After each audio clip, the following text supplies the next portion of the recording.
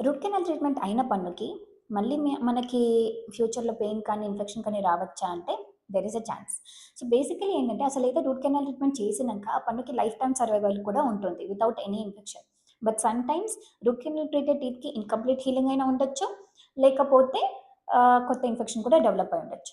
So, అంటే ఏంటి అనంటే ఇన్‌కంప్లీట్ హీలింగ్ అంటే ఏంటి?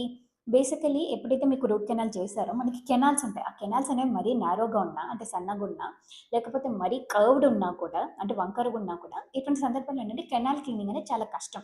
సో, మీ రూట్ కెనాల్ స్పెషలిస్ట్ ఎంత మంచిగా క్లీనింగ్ చేసినా కూడా there is a chance that అక్కడ బాక్టీరియా అనేది సర్వైవ్ అయ్యే పాసిబిలిటీ ఉంటాయి.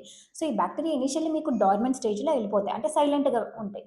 కానీ కొన్ని రోజుల తర్వాత మళ్ళీ కొత్త పాత్వేని వెతుక్కుంటాయి అన్నట్టు. అప్పుడు మీకు ఇన్ఫెక్షన్ అనేది పాత ఇన్ఫెక్షన్ మళ్ళీ రియాక్టివేట్ అవుతాయి.